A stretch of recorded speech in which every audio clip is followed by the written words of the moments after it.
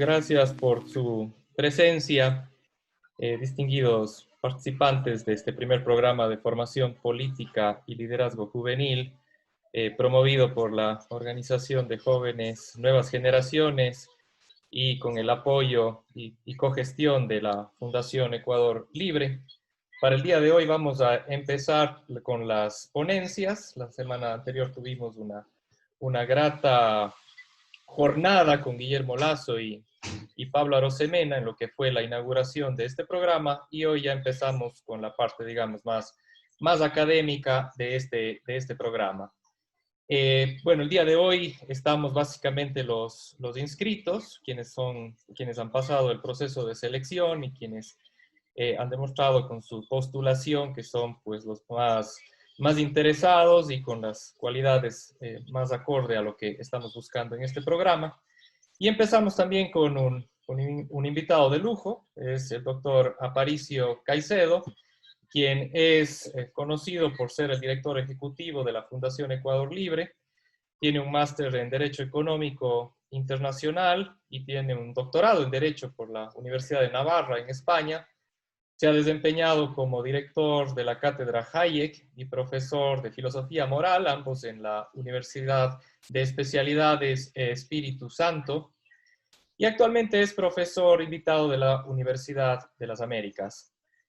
Ha sido columnista de opinión en importantes medios de comunicación escritos en España, como Diario El Mundo, Diario ABC, La Razón, entre otros, y es más conocido últimamente por su libro La noche larga no liberal, la realidad detrás del mito populista. El día de hoy, el doctor Aparicio nos va a impartir una conferencia sobre las ideologías políticas contemporáneas, las ideas que están circundando en el quehacer político, ideológico, social, y que sin duda están marcando la agenda política en los diferentes países. Sin ánimo de extenderme, más bien agradecer a los participantes que el día de hoy inician ya la parte académica de este programa, y más bien le doy la palabra al doctor Aparicio para iniciar con esta conferencia. Agradecemos también la participación de algunos amigos como Esteban Bernal, José Antonio Jara y el resto de equipo de Nuevas Generaciones que también nos acompaña. Adelante, Aparicio, muy buenas noches. Matías, muy buenas noches y te agradezco mucho por esa introducción. Yo encantado de estar aquí en estos esfuerzos académicos que tú haces constantemente y con mucho éxito por la convocatoria que tienes. Lo que estás haciendo con Nuevas Generaciones es algo muy importante por el Azuay, es algo que hacía falta y me da mucho gusto ver a todos estos jóvenes. Yo ya empecé esa edad en que ya no soy tan joven, pero todavía me considero un poco joven, pero me da mucho gusto porque me veo reflejado en ellos hace 20 años, hace 15 años, ¿no? Entonces, felicitaciones por haber ganado la oportunidad de estar aquí, y para mí es un placer y un honor que me permitan tener su tiempo, que es tan valioso, que pueden estar empleándolo en estar con la novia o el novio o con quien sea, pero lo están aquí escuchándome a mí, así que les agradezco mucho por estar aquí. Y a buenos amigos verlos como Esteban Bernal siempre es un placer y un gusto. Un tronco de político azuayo que esperemos que llegue a la asamblea, regrese a la asamblea pronto para enderezar varias cosas que hay que enderezar en este país. Y bueno, hoy día me han pedido que les hable sobre temas de ideología política contemporánea. Yo he estado toda la semana pensando de qué les hablo que les pueda interesar a estos chicos. Y lo que he decidido es que me voy a enfocar en un tema muy importante que está muy presente en el debate público contemporáneo, desde una óptica un poco profunda, académica, para comprender conceptos en profundidad, y es el tema de la igualdad o desigualdad. Les pongo el caso de Chile. Chile es el país de Latinoamérica que, bajo todos los estándares que ustedes le quieran poner, desde la vuelta a la democracia chilena y quizás un poco antes, ha tenido de éxito económico. Si ustedes viajaban a Chile, quizás alguno de ustedes ustedes se podrán haber dado cuenta que Chile es uno de los países donde se percibía un estilo de vida casi de primer mundo, en muchos lugares igual o mejor que el primer mundo, y que había una clase media muy próspera, que tenían unos niveles académicos superiores a los de Latinoamérica, unos niveles económicos, una clase media próspera, que ya parecían o superaban a muchos países europeos como España o Italia. Chile en términos de índices sanitarios, de cobertura de salud, de oportunidades de empleo. Basta la prueba de que cuando uno iba, quienes emigraban a Chile, te encontrabas peruanos, ecuatorianos y alguno que otro argentino. Se había convertido en un polo de atracción para gente que buscaba una vida mejor. Sin embargo, en noviembre del año pasado, vimos una juventud enardecida saliendo literalmente a quemar Chile, ¿no? O sea, para empezar ahí no cuadraba algo, ¿no? La gente salió, siempre la mayoría silenciosa se queda en casa, eso pasa en todos los países, ¿no? La gente que está un poquito más cuerda se queda en casa, pero salió un número significante de gente a quemar el sistema. ¿Y cuál era la consigna que gritaban? La desigualdad. Que Chile le había ido muy bien, que a Chile estamos mejor que nunca, pero era el problema de la injusticia social creada por una desigualdad. ¿Sí? Entonces, ahí es cuando uno se pregunta, ¿no? ¿Qué es lo importante para las sociedades? Salir de la pobreza, progresar, que los que tenían muy poco, como pasaba en Chile, puedan tener chance de que sus hijos sean clase media y salir adelante, por más que unos se enriquezcan mucho, debidamente, legítimamente, pero lo importante es que en Chile ha salido la mayoría de la pobreza. Esa clase media que vemos en las calles es una clase media con capacidad adquisitiva de clase media de primer mundo. Sin embargo, los veíamos quemando todo.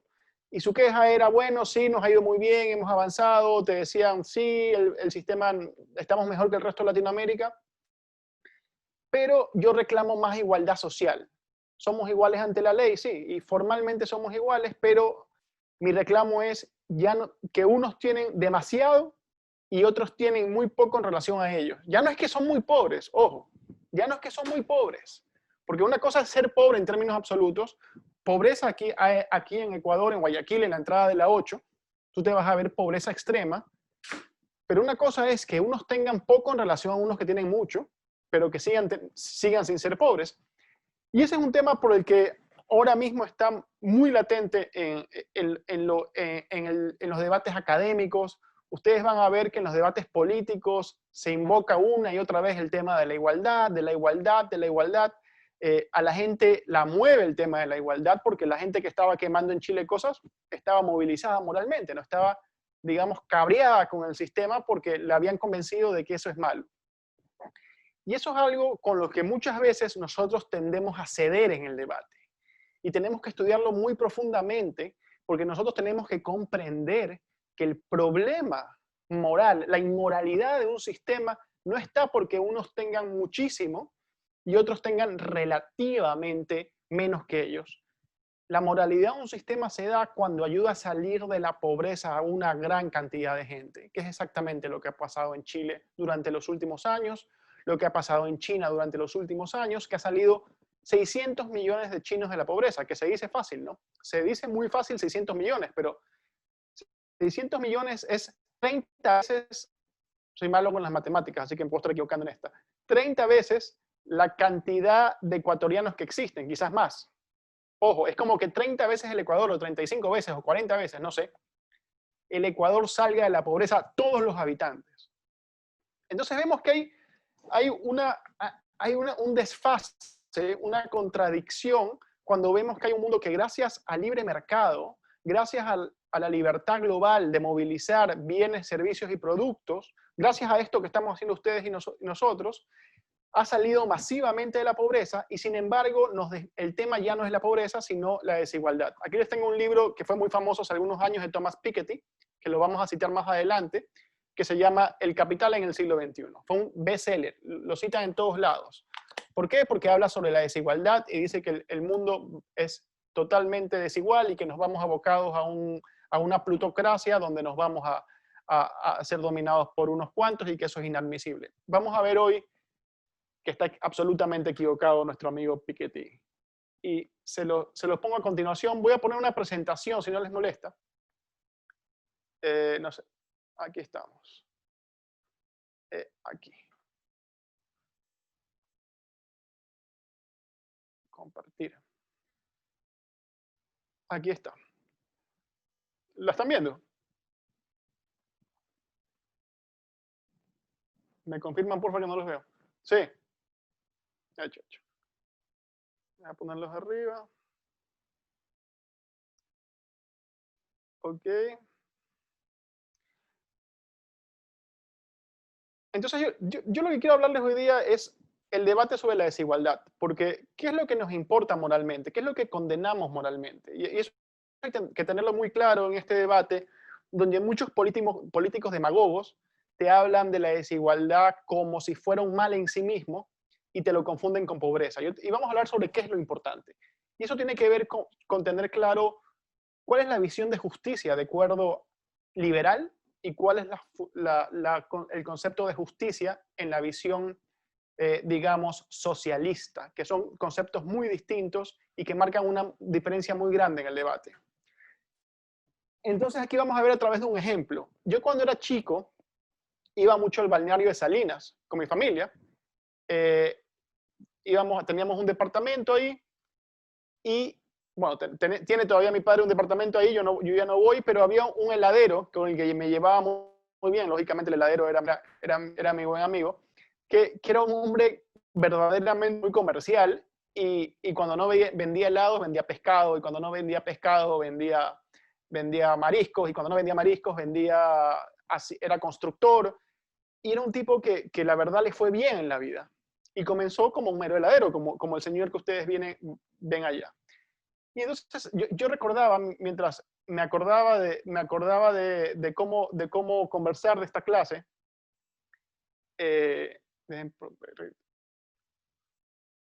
cómo uno, de acuerdo a esas dos visiones de justicia, podría catalogar hoy el día el éxito de un Benito imaginario, que vamos a imaginar que a Benito le fue extraordinariamente bien, y que Benito se hizo una heladería como Häagen-Dazs o como, yo qué sé, pues, ¿no? Estas heladerías hiper gigantes, y logró llegar a la cima y lo hizo a punto de trabajo como el trabajo que yo conocí de Benito. Entonces, desde un punto de vista liberal, uno lo que se pregunta, que es un sentido de justicia, de sentido común, ¿no? Es lo que te preguntas, ¿cómo lo hizo Benito? ¿Robó a alguien? ¿Extorsionó a alguien? ¿Engañó a alguien? Y las respuestas, en el caso de este Benito imaginario, van a ser no.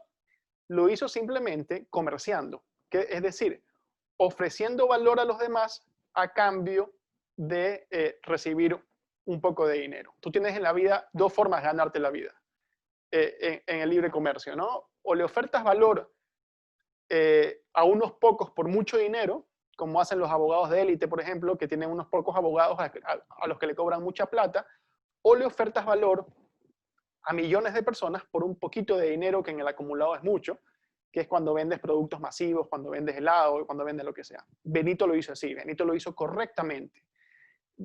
Para el liberal, la justicia es un concepto que se aplica al proceso de creación de riqueza, ¿no?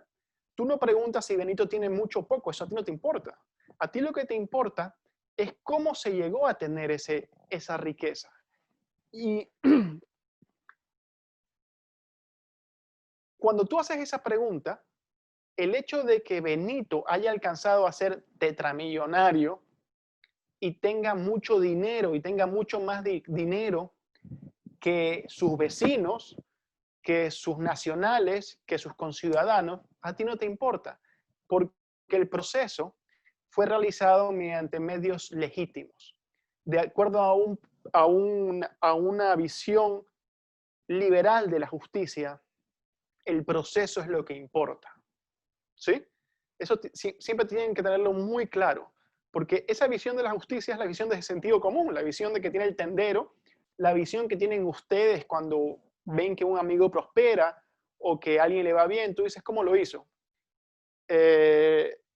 No quiero nombrar a nadie por no violar la presunción de inocencia, pero digamos, ¿qué es lo que nos molesta cuando vemos que estas personas que se han enriquecido rápidamente por venderles medicinas al IES o por hacer chanchullos con el Estado?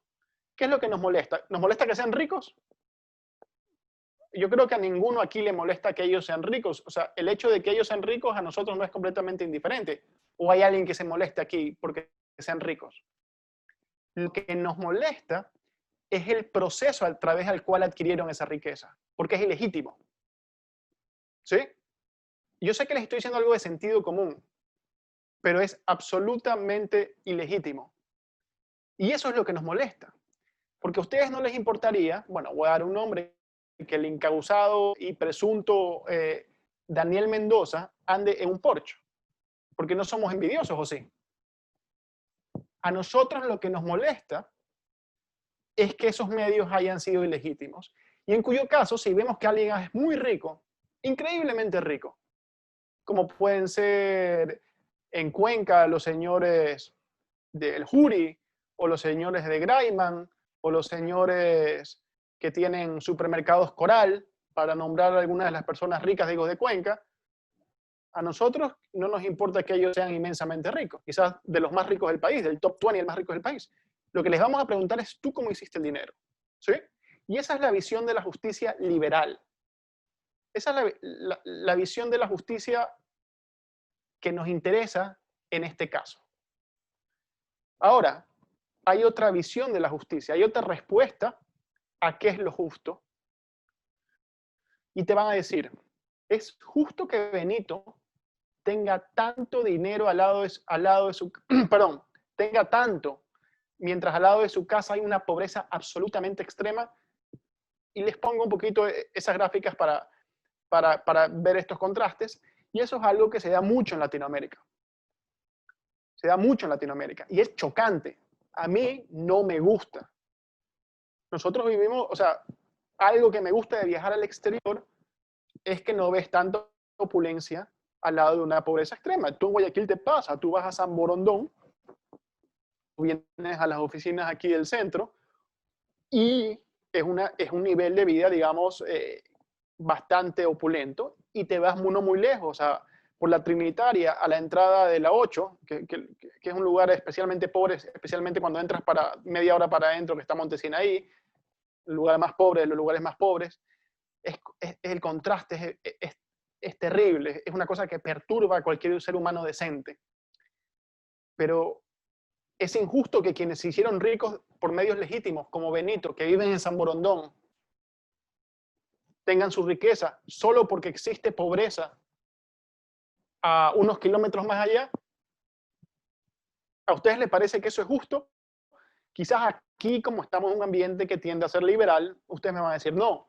Pero esa respuesta es precisamente la que va implícita cuando la gente habla de la injusta redistribución de la riqueza. Y eso es algo que el correísmo utilizaba mucho retóricamente. El socialismo del siglo XXI utilizaba mucho retóricamente. Y claro, ¿cuál es? Ahí no importa si los medios fueron legítimos o no. Esa es una justicia social de resultado. ¿Y qué pasa cuando el resultado no te gusta? El resultado de la interacción de miles de personas, miles de ciudadanos que están ofertando bienes y servicios por todos lados. ¿Qué pasa cuando el resultado es el que no te gusta? ¿Sí? Que alguien tiene que intervenir y tiene que cambiar ese resultado. O sea, es decir, la distribución de esa riqueza, supongamos que fue en su mayoría legítima, que Benito se ganó ese billete muy bien y que como Benito 100 personas más se lo ganaron y 1000 personas más, digamos, no tuvieron mucho menos dinero, cuando tú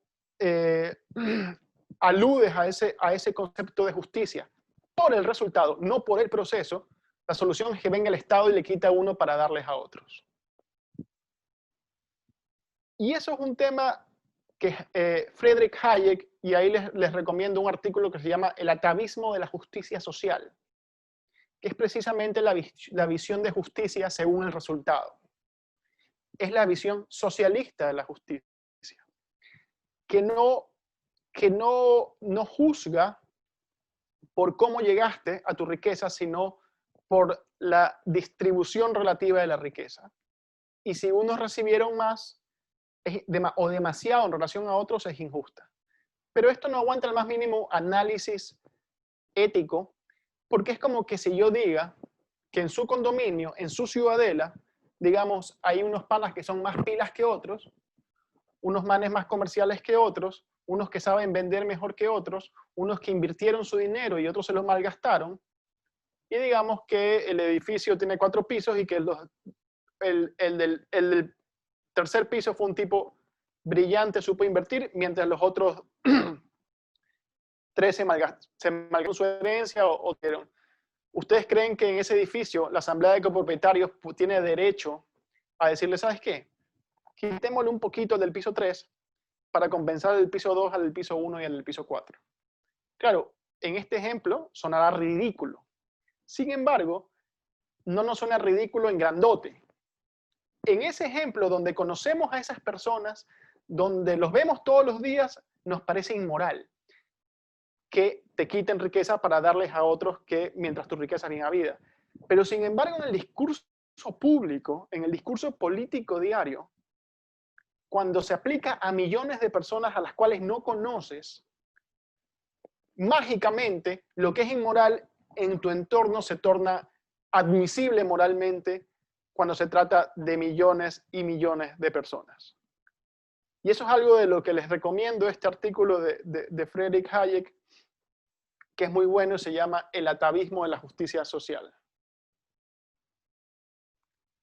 Ahora, vámonos un rato, saquémonos del concepto de justicia. Ya explicamos lo que significa justicia desde el punto de vista liberal, ya explicamos lo que es justicia desde el punto de vista socialista, digamos, del resultado.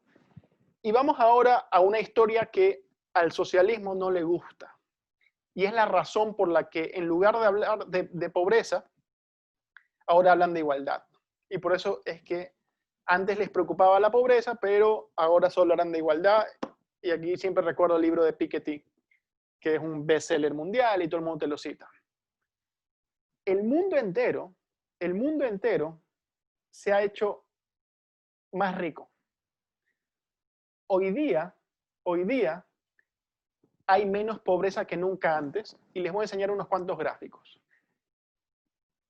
En la medida que miren la línea roja, en la medida que la línea roja significa el índice de libertad económica a nivel mundial.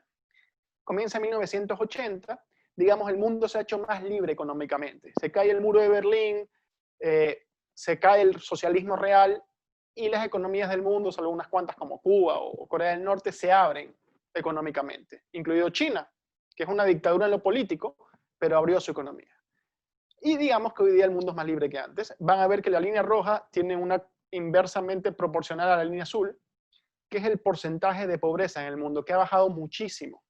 Hoy día tenemos una población mundial viviendo con menos de 1.90 dólares al día, de menos del 10%, lo cual es un logro a nivel, como van a ver a continuación. Espera que no... Eso.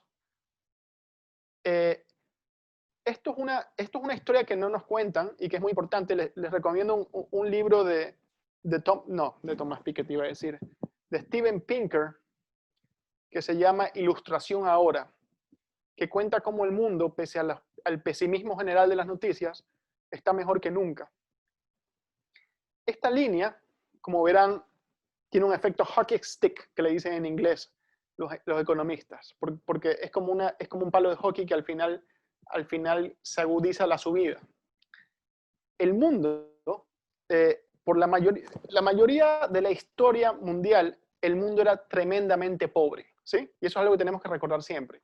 Ustedes vean películas o series como Vikings, Last Kingdom, y muchas series del medioevo, donde refleja que los reyes de antes, nosotros, los clase media de ahora, incluso los clase media pobre de ahora, incluso muchos pobres de ahora, viven un nivel de riqueza que es mejor que los reyes del medioevo, porque no tenían, en términos de consumo, en términos de capacidad de comodidades, en términos de sanidad, en términos de acceso a tecnología, en términos de calidad de vida, en términos de duración de nuestra vida, porque el mundo era inmensamente pobre, y miren ustedes todas las líneas de Gran Bretaña, Holanda, Netherlands, Países Bajos, Japón, India y China, y van a ver que en la medida que se liberalizó el comercio mundial y se integraron las economías en lo que se llama la primera globalización, allá por el siglo XIX, empezó un proceso de cambio en la economía mundial, por la cual primero esos países que adoptaron regímenes constitucionales liberales y regímenes económicos liberales empezaron a salir de la pobreza masivamente. Y vemos que por el año 2000, miren cómo se hace este efecto de hockey stick. Tanto es así que The Economist, la revista hace unos años, titulaba esto que parecía increíble hace tan solo décadas, ¿no? Decía, towards the end of poverty, hacia el fin de la pobreza.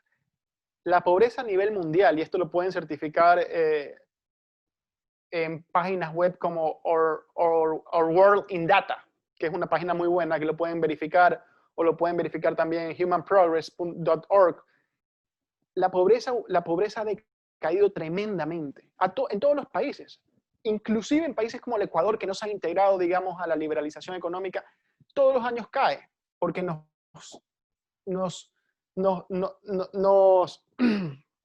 salpica, digamos, la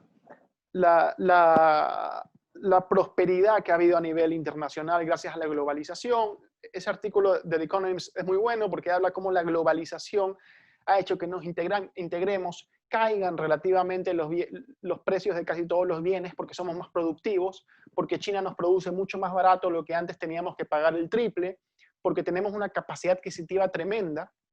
Por ejemplo, hoy día somos más desiguales que nunca, y eso lo vamos a ver después, digamos, en dinero, en activo. Los más ricos tienen mucho menos dinero que yo, ¿ok? Mucho más dinero que yo. Si nos si nos hablan de valorización de activos, mucho más.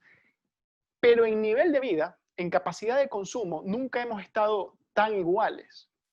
En el medioevo hasta el siglo XIX, solo los más ricos tenían un carruaje, ni se dio un carro, pues no lo habían inventado.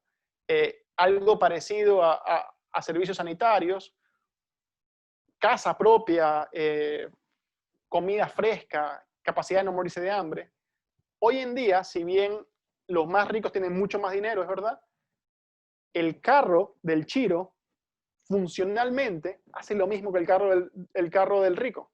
Te lleva a tu lugar, tiene un aire acondicionado, tiene una radio, se diferencian en los detalles. El chiro de clase media tiene una casa con excusado, tiene una cama, tiene un televisor. Claro, no son de la misma marca, valen mucho menos, pero en relación al consumo, el mundo nunca ha estado más parecido que antes. Antes, el hecho de tener siquiera comida completa al día, hubieras tenido que ser todos los días, hubieras tenido que ser de los más ricos del pueblo cuando el mundo era miserable. Y aquí otro que es muy importante de Our World in Data, ¿no? Que es, fíjense aquí, por favor, este gráfico a mí me encanta verlo porque es increíble, la verdad. Fíjense en el año 1820, solamente hace un siglo, 2 siglos casi. No, bueno, exactamente 2 siglos. Solo hace 100 años, ¿cómo era el mundo? Fíjense que lo rojo es la gente viviendo en extrema pobreza. Fíjense en eso. La mayoría del mundo vivía una pobreza abyecta, extrema, que nosotros no conocemos, porque nosotros, gracias a la tecnología y los avances tecnológicos, se cambió, y a los avances tecnológicos, ni siquiera conocemos, eran morir de cualquier enfermedad, era morir de gripe, morir por inanición, no sabían que existían los virus, no tenían la más mínima capacidad de llamar a un médico, no existía una medicina moderna. Y miren, la pobreza era estridentemente mayoritaria. Y miren cómo fue cambiando el mundo. Hoy día el número de personas viviendo en extrema pobreza es apenas una fracción del mundo entero. Y eso es una muy buena noticia de las que pocas veces se habla en los titulares, ¿no? Y aquí vemos que precisamente los que conocen estos temas, Piketty tiene este libro y tiene otro libro más que lo tengo acá, te lo voy a enseñar. Tiene otro libro más acá, que se llama Capital e Ideología. Y el tipo te dice, sí, está bien, ya, reconozco que somos muchos más sanos, que somos mucho más educados, que nos ha ido del carajo, que hoy día las juventudes están mejor alimentadas que nunca, más sanas que nunca, el capitalismo nos ha hecho increíblemente bien en términos de consumo, en términos de sanidad, en términos de mil cosas. Pero te dice, el capitalismo es inmoral porque ha generado mayor desigualdad social. Unos tienen demasiado y otros tienen poco en relación a ese demasiado. Pero no te dice que esos pocos antes estaban en la pobreza y ya no están, perdón, esos muchos antes estaban en la pobreza y ya no. Y aquí viene mi amigo Piketty y dice, la mitad más pobre, me está enrollando en la pizarra, la mitad Puedes más pobre de la bloquearle población. en opciones, ahí tienes ¿Qué una opción cosa? para bloquearle en donde estás ¿En compartiendo dónde? en opciones, en la parte de arriba al lado del cosito verde. A ver. No, ya están borrando, tranquilo, que tiene que haber sido alguien que se equivocó. Ah, Bueno, la mitad más pobre de la población mundial, dice Piketty, es tan pobre en la actualidad como lo era en el pasado, con apenas el 5% de la riqueza total en 2010, al igual que en 2010, al igual que en 1910. Entonces tú escuchas esto y suena horrible, suena pésimo, y dices, chuta, estamos igual que hace 100 años, bueno, hace 110 años. No hemos avanzado nada, seguimos igual de desiguales, chuta, o sea, la verdad es que Piketty es la plena, o sea, estamos muy mal. Lo que no te dice Piketty es algo que dice Pinker en Defensa de la Ilustración. Se los recomiendo, el capítulo sobre desigualdad es brutal. Dice, la confusión de la desigualdad con la pobreza proviene directamente de la falacia de la cantidad fija. Es decir, de la mentalidad según la cual la riqueza es un recurso finito, como el cadáver de un antílope, que ha de repartirse con el sistema de suma cero. De modo que si alguien termina teniendo más, otros habrán de tener menos. Donde se equivoca Piketty y donde no se da cuenta de su craso error al alertarnos de eso, es que él compara dos pizzas del mismo tamaño. Si la pizza del año 1910 fuera del mismo tamaño de la que se reparte en el 2010, ahí sí te digo apaga y vámonos. Estamos acá, no hemos avanzado nada.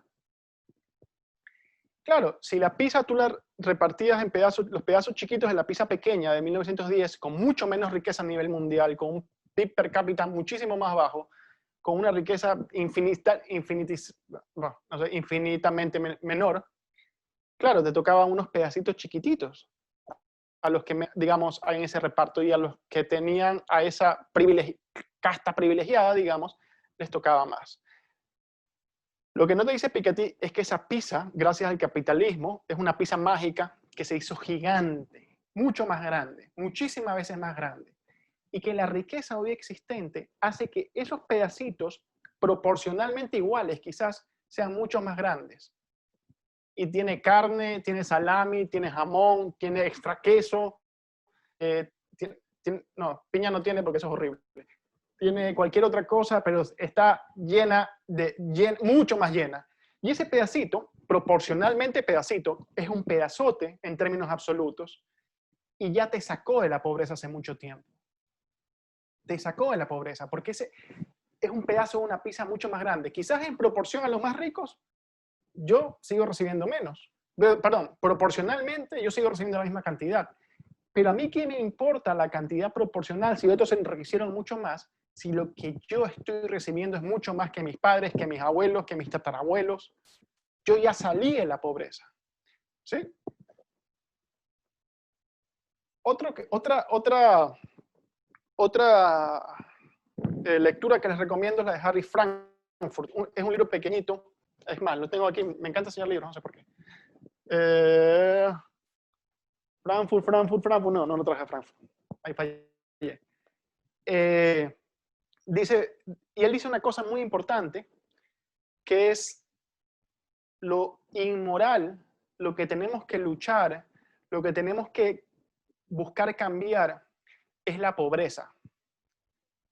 No la desigualdad, porque la desigualdad es inherente a la naturaleza humana. Siempre habrá unos que se destaquen más por cualquier motivo y acumulen más dinero. Lo que debemos considerar inmoral es la riqueza, perdón, la pobreza, ¿sí? Eso sí es abyecto. Pero, como vimos antes, el sistema capitalista de libre mercado, con todas sus imperfecciones, con todos sus problemas, que no en todos lados es verdaderamente libre, en otros lados menos y más, pero así, mal que bien, ha sacado a millones de personas de la pobreza. Y ahí está China, de ejemplo. China tiene muchos problemas. Son unos chinos, no voy a decir lo que se merecen, pero son unos chinos que no, su gobierno chino no es una persona, no nos agrada porque miren lo que están haciendo en nuestros mares, es increíble. Pero China abrió su economía, se dio cuenta que la manera de sacar a los chinos de la pobreza era abrir su economía. Y han salido 650 millones de chinos de la pobreza. Ese es el mayor milagro económico de la historia de los milagros económicos.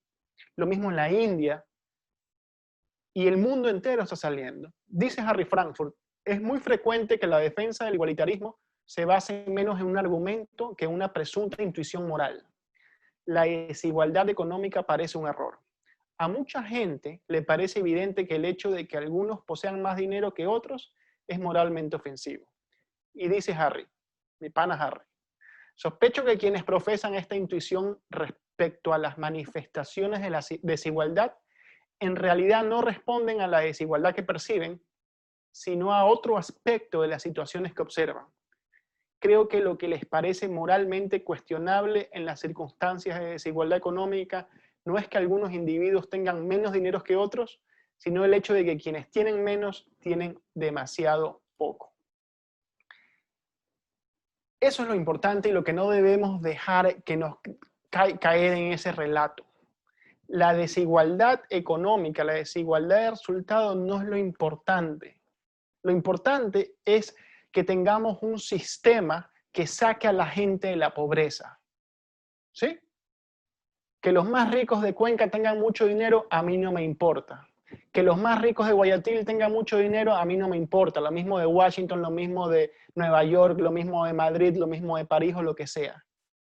Más aún, en un sistema capitalista donde el dinero solo se puede hacer creando valor para los demás, esa riqueza de esa gente indirectamente me enriquece a mí también.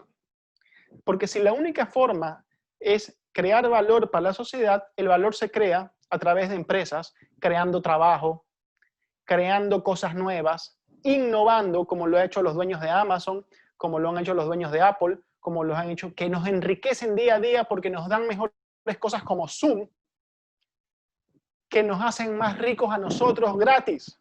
Nos crean valor gratis por unos cuantos centavos, que creo que lo que le pago a Zoom son 19 latas mensuales, y gracias a Zoom hoy día puedo estar con gente maravillosa de Cuenca conversando por 19 latas. ¿Ustedes saben cuánto me hubiera costado a mí o a los organizadores de este evento trasladarme a mí a Cuenca? Solo cuenten pasaje o gasolina, hotel, comidas. Y ese chinito que está en Zoom trabajando por su interés personal, por 19 latas yo puedo hacer esto todos los días si me da la gana. Eso nos hace más ricos a nosotros porque tenemos más bienes, más servicios, más valor por menos dinero. Ese es el capitalismo global y cómo nos enriquece. Yo no me pregunto, a mí no me importa si ese chino mañana es tetramillonario, porque si ha hecho justamente la plata de 19 latas en 19 latas, bien habido ese dinero. Ese chino me ha enriquecido a mí. Yo soy más rico por Zoom. Ustedes y yo somos más ricos porque existe Zoom. Porque por menos recibimos más. Y claro, esto nos lleva a que en el criterio de justicia liberal, por el proceso, también hay desigualdades que son intrínsecamente injustas.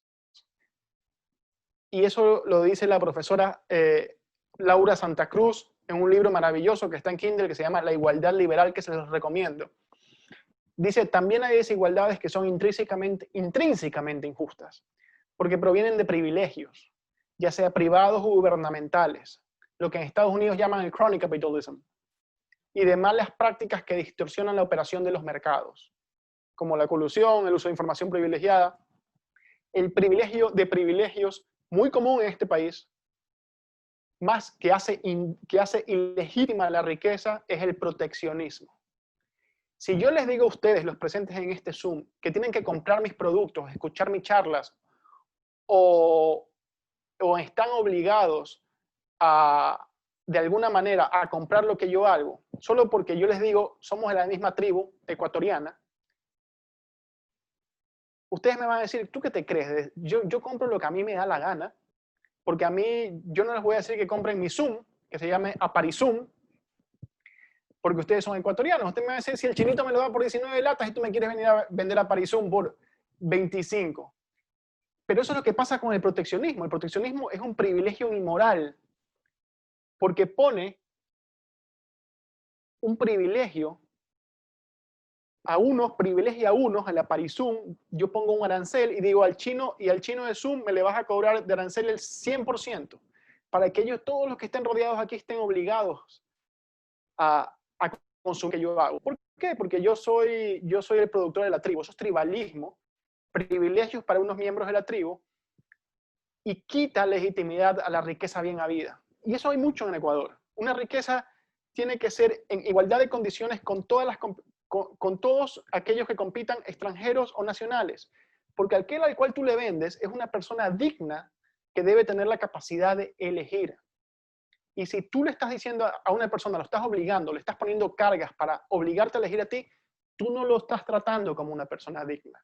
Tú lo estás tratando como un esclavo de tus propios fines. Y yo les puedo venir, no, que consuman nacional, que sean patrióticos, y tú me vas a decir, flaco, si a mí me da la gana de ser patriótico y comprarte lo que tú me vendes, vacancísimo, pero a mí no me obligues, porque yo no estoy subordinado a tus intereses. Yo no soy un esclavo de tus intereses.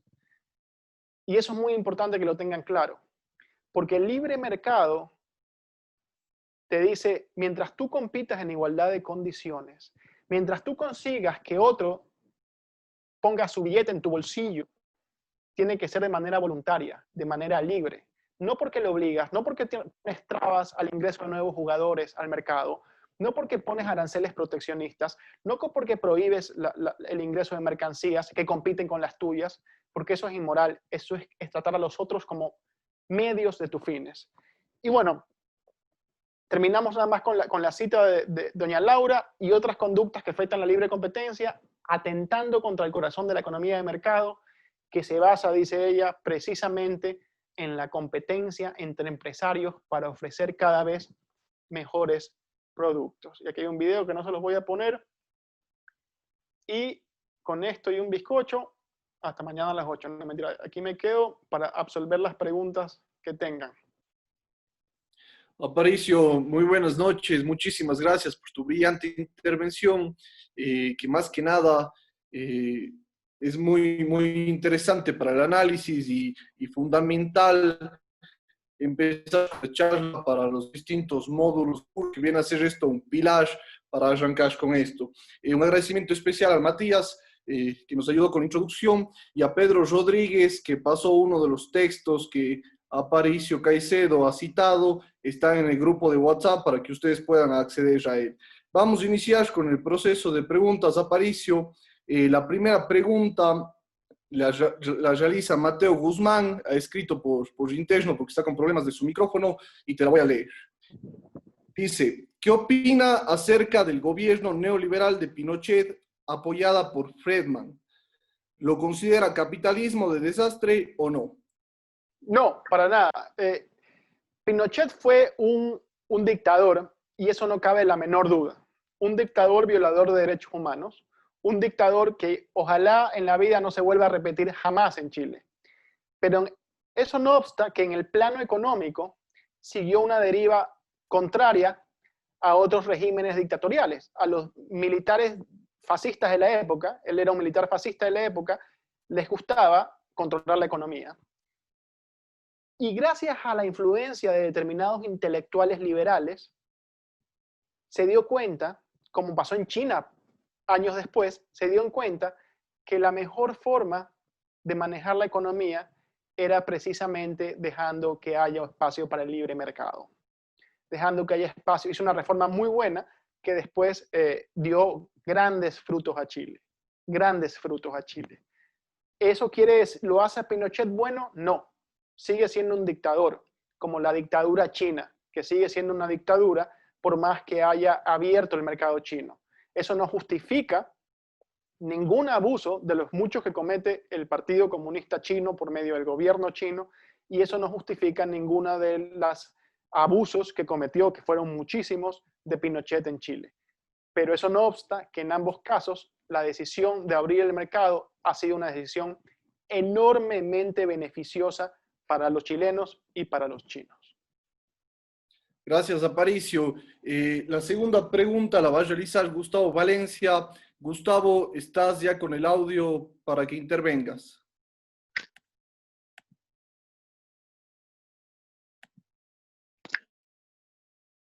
Buenas noches.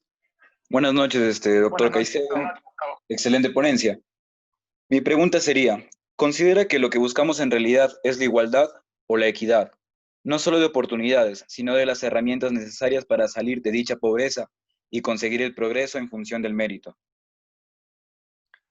Mira, la igualdad, ahí tienes una pregunta muy interesante y te la agradezco, Gustavo, muchas gracias. Me puedes llamar a Aparicio, no hace falta que me llamen doctor. Esa es una muy buena pregunta.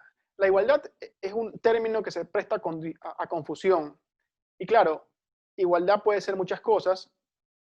Igualdad suena a que tú y yo tengamos lo mismo, a que poseamos lo mismo, o realmente no solo que no es deseable, sino que es imposible.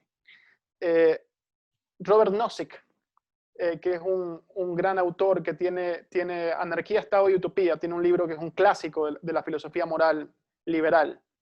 Te dice, si tú le quitaras, él ponía de ejemplo a un jugador muy famoso americano de la época, pero vamos a poner nosotros de ejemplo a Messi para traerlo al presente. Supongamos que tú hoy día le quitas a Messi todo su dinero y repartes entre todos los que estamos aquí y todos los ecuatorianos que cada uno tenga $100 y nada más. Le quitas a Messi, le quitas a los más ricos. Indefectiblemente, inevitablemente, esa repartición va a volver a ser desigual con el tiempo. ¿Por qué? Porque Messi va a decidir, es un tipo muy talentoso, y va a decirle al dueño del equipo, mira, yo juego, yo voy a seguir jugando, pero cada persona que va a verme tiene que pagar $1. Y entonces vas a ver que mucha gente va a volver a pagarle a Messi parte de ese dinero, esos 100 que recibió, y Messi, que es un tipo que atrae mucha gente, va a empezar a volver a recibir dinero de mucha gente y la desigualdad se va a volver a hacer así. Y eso pasa en todos los ámbitos, ¿no? Hay gente más empresarial que otra y recibe más dinero que otra. Más sagaz que otra, más preparada que otra, grandes abogados que reciben un platal porque son más preparados, gente que se hace famosa, influencers que se hacen famosos porque tienen más atención o lo que sea. Y siempre va a haber alguien dispuesto a darles $1 o varios dolaritos o lo que sea, ¿no? Entonces, es imposible porque esa distinción, esa diferencia de concentración de recursos siempre va a volver a darse. Entonces tendrías que volver a igualar y volver a igualar y volver a igualar. Lo que propone un liberal es justicia en el proceso, que no existan privilegios. Eso es muy importante, que no existan privilegios, y eso es un trato equitativo. Es decir, que y el concepto de privilegios también es bien amplio, que si yo quiero venderte, no exista nadie que me impida venderlo porque va en contra de sus intereses. Que si yo quiero el día de mañana poner una heladería, no venga otro heladero que diga, ¿sabes qué? Tú necesitas un permiso del gobierno para vender esos helados. Claro, yo era heladero Chiro, no tengo para pagar los abogados y toda la tramitología que me impone ese proceso. Y eso conviene al grande, porque el grande puede pagar 20 abogados que le saquen el proceso y no se preocupa por la tramitología. Pero la burocracia, por ejemplo, pone unas barreras de entrada gigantescas a los chiros, a los pobres que quieren poner una sanduchería y les caen 50 cosas. Tú estás chiro y si te cuesta 400 latas el trámite, flaco, no va más, porque 400 latas para ti es una montaña de dinero. Claro, para el que tiene billete, no es una montaña. Entonces tienes un privilegio indirecto. Y ni hablar del proteccionismo, como les dije antes, que ya es grosero, cuando te dicen, no, tú no puedes traer nada más tal cosa, que tienes que comprar al pana que hace, yo qué sé, pues cerámica, o que hace teléfonos, o que hace televisores acá. ¿Por qué? Porque bunga, bunga, el ser de la tribu y la tribu está por sobre ti. Eso es un privilegio. Yo creo que lo que buscamos es ausencia de privilegios e igualdad de trato. Eso es lo importante. Gracias, Aparicio. La siguiente pregunta va a intervenir Gustavo Toledo. Gustavo, estás con el micrófono ya. Muchísimas gracias, Pepe. Aparicio, muchas gracias por su tiempo. Brillante intervención, como siempre, que hemos tenido la oportunidad de escucharle. Mi pregunta va enfocada al último decreto por parte de nuestro presidente. ¿Qué tan viable es la solución que plantea al volver a introducir en nuestra normativa el anticipo al impuesto a la renta, conociendo desde antes ya que es prácticamente inconstitucional cobrar sobre un supuesto? Partiendo de aquí, quisiera saber cuál es la solución viable o de qué manera va a afectar la introducción de este decreto a nuestra economía. A ver, comenzando por lo último, quizás haya voces más autorizadas que la mía para hablar de eso, del efecto en sí macroeconómico, pero hay una cosa de sentido común, que va a dejar sin cash a las empresas, ¿no? Sin liquidez. Lo que dicen los economistas dicen liquidez. Vas a dejar sin billete a las empresas. Y ahorita las empresas, que acabas de pasar una crisis donde muchas empresas no produjeron un centavo y están sin liquidez, van a tener enormes problemas para seguir pagando a los trabajadores, para poder contratar más trabajadores, para afrontar, por ejemplo, los pasivos laborales que tienes que hacer porque muchas tuvieron que despedir gente. Y eso implica indemnizaciones muy altas. Ese dinero ya no va a estar porque se lo tienes que dar al Estado. Pero bueno, eso creo que merece un análisis macroeconómico que seguro habrá mucha gente que lo dará. Pero yo quiero irme a un matiz de ese tema que es muy importante, que es la moralidad del tema, ¿no? Uno puede aceptar, y es muy debatible entre los liberales, los libertarios, si los impuestos son legítimos o no, ¿sí? Y el impuesto a renta.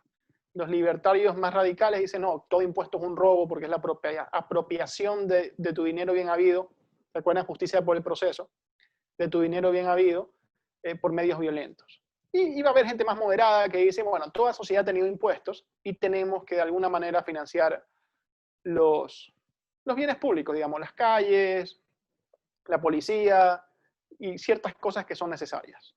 Y bueno, dices, bien, pero en todo caso, unos dirán que es 5%, otros que es el 10%, otros que el 20%. Pero en todo caso, la discusión se puede manejar en términos relativamente racionales si se trata del billete que ya te has ganado, que tienes en el bolsillo. Pero si el Estado te dice, flaco, me tienes que dar un billete sobre el billete que nos imaginamos que puedes ganar el siguiente año, yo creo que esto eleva ya a la discusión a un término absolutamente fuera de toda perspectiva, porque ¿qué ser humano, quién en el mundo tiene derecho a quitarles de su plata? Los ladrones son más éticos que eso, los ladrones, porque los ladrones te quitan el billete por lo menos que ya te has ganado. Pero el ladrón no te pone la pistola en la cabeza y te dice, oye, te voy a quitar lo que no te has ganado, flaco. Eso es lo que Frédéric Bastiat, les recomiendo que lean a Bastiat, lo que en uno de los ensayos de Bastiat él llama saqueo legal. Son robos que la ley permite. Sí, está en la ley. Sí, puede ser que de acuerdo a la Constitución correísta eso sea legal. Pero eso es un saqueo. Eso es un robo. Y eso no es peor que el robo que hacen los ladrones. Es decir, te pongo una pistola en la cabeza por un billete que todavía no tienes. Para mí no hay forma de legitimar eso de ninguna forma. Y creo que debería la gente conversar mucho de eso. Gracias, Aparicio. Bueno, tenemos 8 preguntas más. No sé si está bien, Aparicio, en el tema del Encantado tiempo. hasta la hora que quiera. Gracias. Oye, ¿me das un break para traer un vaso de agua? Seguro, seguro. Bueno, el tema de que existan bastantes preguntas, esto demuestra la calidad de ponente e intervención que ha sido la de Aparicio Caicedo, ¿no? Por lo general, cuando una ponencia o una intervención en una conferencia ha llegado al público, se refleja con el nivel de las preguntas y también el número de preguntas. Cuando un ponente no es tan brillante, por lo general no sabe haber muchas preguntas. Entonces, esperemos. La siguiente pregunta la va a hacer Leonardo David Mogrovejo.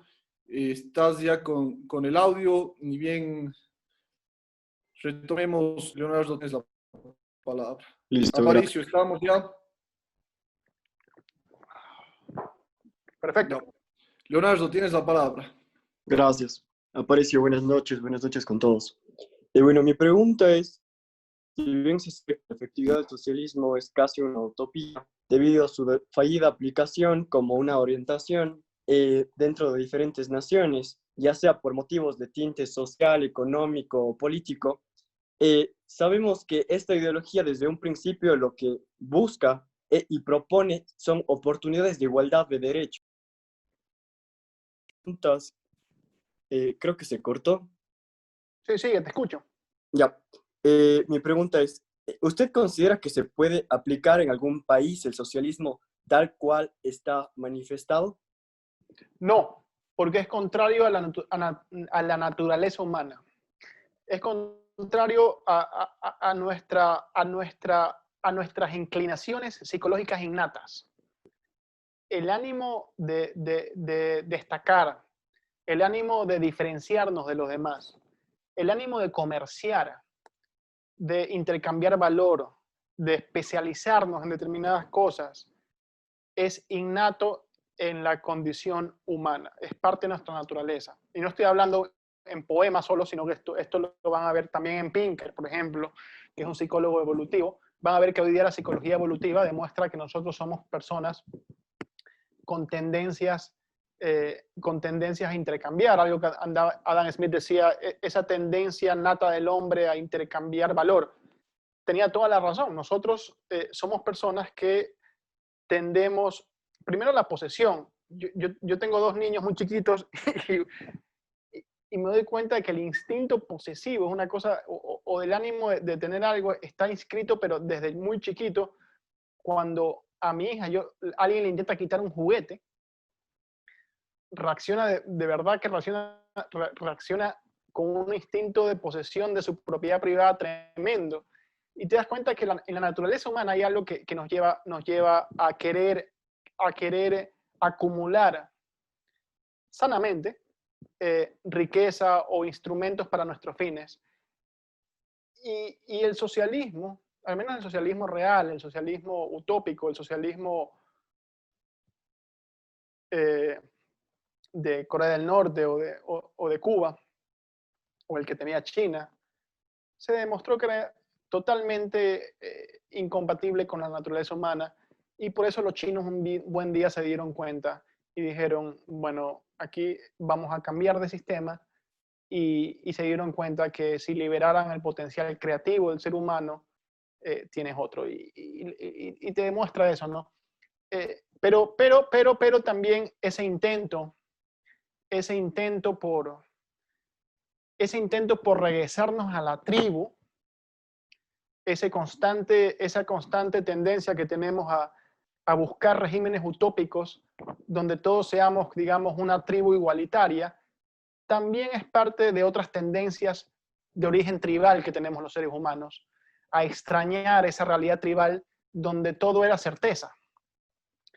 Porque dependías del jefe de la tribu, todo se repartía entre iguales, el ejemplo del antílope que ponía Pinker, y sí hay una tendencia que nos hace extrañar eso, pero mucho más fuertes y mucho más importantes son aquellas que son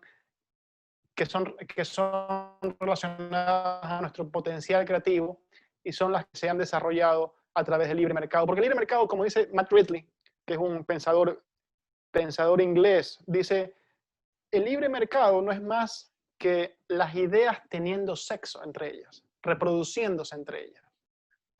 Porque viene un ingeniero chino y se mezcla con con gente en Silicon Valley y crean Zoom. Y viene un tipo de la NASA, que ha estudiado en la NASA, y viene con otro tipo, tiene otras ideas y crean los autos eléctricos. ¿Cómo se llama el creador? Tesla. Y viene un químico que genera un químico que te cambia para siempre la forma de producir algo, hacer otra cosa.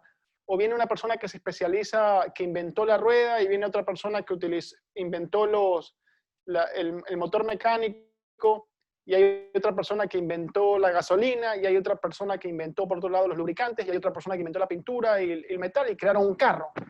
Miles de personas en distintas partes del mundo están creando cosas que se combinan, y esas ideas cuando se combinan, por ejemplo, en un iPhone, ¿dónde está mi iPhone? Esta es la mezcla de miles de personas y diferentes ideas. La persona que inventó y perfecciona esta pantalla es una persona que quién sabe dónde vive. El que hizo el plástico que la cubre, el que hizo quizás el software, parte del software, o los apps que me permiten comunicarme, o todo el hardware interno, son personas que ni se conocen entre ellos. Un visionario como Steve Jobs mezcló todas estas ideas, dejó que se reproduzcan, y ese es el progreso humano, y eso es lo que va con la naturaleza humana. Por eso es que el libre mercado es precisamente eso, dejar que las ideas tengan sexo, se reproduzcan, tengan hijitos, y estos hijitos tengan más hijitos, y más iPhonecitos, y más Zoomcitos, y más todo lo que hay. Estimado Pablo Guevara, tienes la palabra.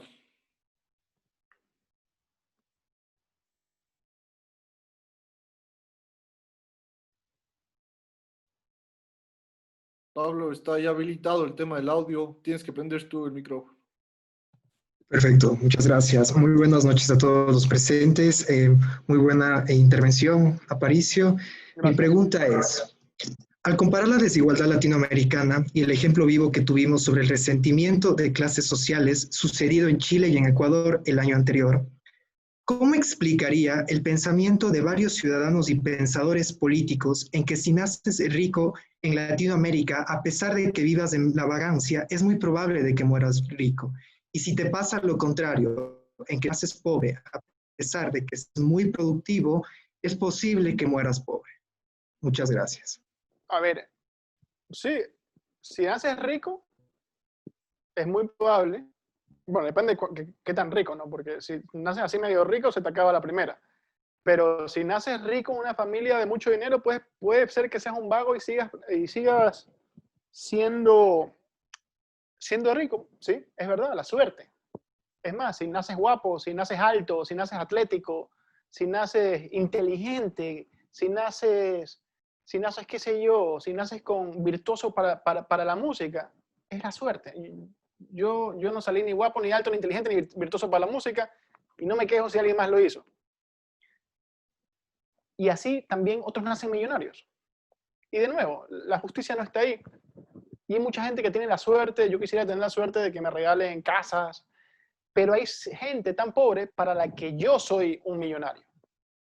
Por el solo hecho de tener un carro o haber crecido en una casa en la que, digamos, no faltaba que comer o me iba de viaje cada cierto tiempo. Y para ellos yo soy, qué suerte que he tenido. Sí, el mundo es así. Y punto.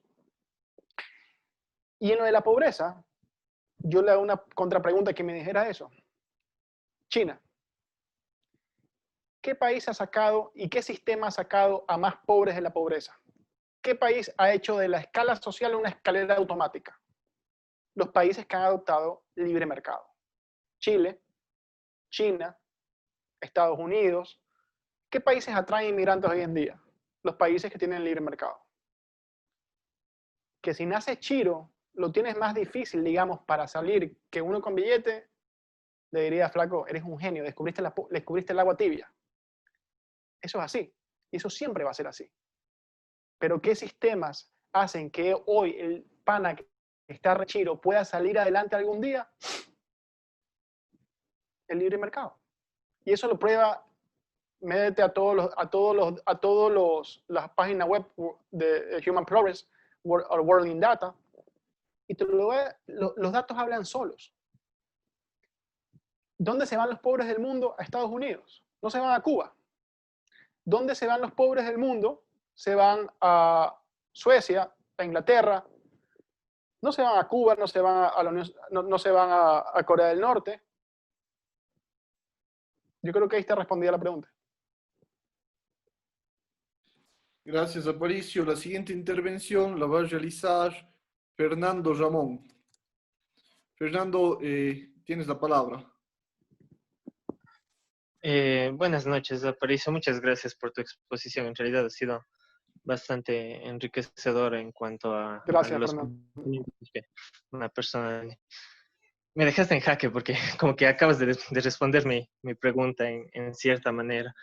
Pero, ¿qué opinas de la legitimidad que tienen esos beneficios que uno tiene de nacimiento? Y le complico un poquito más la pregunta. ¿Qué opinas de esa legitimidad en el caso de que, por ejemplo, Daniel Salcedo, pongamos un imaginario, nunca le descubrimos, es bastante común en países como el nuestro, de que la gente robe y tenga mucho dinero y nunca le descubra. El hijo nace con bastante dinero y tiene una oportunidad 1000 veces de ir a una mejor universidad, de ir a cursos, de ir al exterior, que se le abra la mente. ¿Qué tan legítimo es todo lo que el hijo hizo en base al dinero ilegítimo de su padre? Sí, eso es una muy buena pregunta. Es una pregunta que se hace Robert Nozick en el libro que les dije, ¿no? Es una muy buena pregunta. El liberal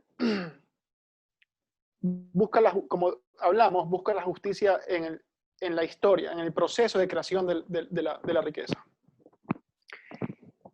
Y claro, una riqueza que se ha creado de manera ilegítima, en el caso de Daniel Salcedo, suponiendo que todavía no lo han sentenciado, suponiendo que la sentencia diga que es culpable, todos sabemos que es muy probable que sí, pero hay que respetar la presunción de inocencia. Suponiendo que una persona como él encontrada culpable, lógicamente está claro, ¿no? Tu pregunta no iba por ahí, él es ilegítimamente rico. ¿Qué pasa cuando el hijo recibe ese dinero? Y ahí yo te hago una pregunta, es una pregunta muy interesante que no tiene respuesta simple. ¿Qué pasa cuando ves que se la transfiere al hijo y súbitamente ese hijo ya es el dueño porque la heredó? Porque la heredó y ya ese dinero, te diría, sí, en ese caso, ese acto, históricamente, cuando vas a la historia, ese acto de transferencia, una vez que el padre ya no está y que el hijo la recibe, quizás formalmente la legitima. Moralmente no, porque tú siempre te das cuenta que hubo algo malo ahí. Pero es como cuando tú compras un carro. ¿Sí me explico? Cuando tú compras o cuando te venden una casa, que fue mal adquirida y te das cuenta que era un corrupto el dueño de la casa anterior, pero te la vendió a ti y ahora es tuya. O te la regaló, te la donó. Supongamos que te la donó. Supongamos que tienes una casa y te donó esa casa para unos niños. Tú sigues cargando ese acto tuyo. ¿Es ilegítimo? No, porque tú lo mides en relación a ti, en relación al dueño actual. Y en relación al dueño actual, esa riqueza fue adquirida con justo título, digamos. Y la ilegitimidad riqueza, la justicia, juzga la conducta de las personas. No el dinero en sí, sino la conducta de la persona que adquiere esa riqueza. Es injusto que que este señor tenga esa riqueza porque la adquirió mal. Pero su hijo, digamos, adquirió un justo título. Desde el punto de vista de su conducta, tú no puedes juzgar eso como inválido. Pero moralmente, esa pregunta merece mucho más análisis y claro, tú te quedas con ese mal sabor de boca y decir, bueno, entonces ya me muero, me suicido, mis hijos heredan y ya todo bien. Sí, moralmente no me gusta, pero digamos, hay reglas que ahí dicen, ya, bueno, no te queda otra porque la verdad es que si nos ponemos históricos, digamos, ya en la práctica, imagínate si empezamos a juzgar la riqueza por lo que habrá hecho un antepasado, otro antepasado, y siempre encontrarás un pecado, ¿no? Entonces creo que ya en términos prácticos, juzgar la riqueza de quien ha heredado, cuando tiene al que heredó, al que dejó la herencia muerto, ya es inverosímil, pero sí es una bonita pregunta la que has hecho. Aparicio, la siguiente pregunta la formuló Bruno Dávalos, me ha mandado por mensaje al grupo de la formación política, y dice lo siguiente: ¿el sueldo básico es o no un factor determinante para poder buscar una igualdad como la de China o India? Porque creo que una razón, y tal vez entre las más importantes, que nuestro país no puede competir con los precios de los productos internacionales es el alto costo de la mano de obra. Sí, sin duda. Mira, el sueldo básico es una de las cosas que políticamente, yo comprendo a los políticos que no pueden decir esto de aquí, ¿no? Porque políticamente es imposible decir que el sueldo básico es nocivo, porque la gente se lo toma como que tú estás a favor de que la gente gane poco. Pero hay que hablarlo con mucha franqueza de esto.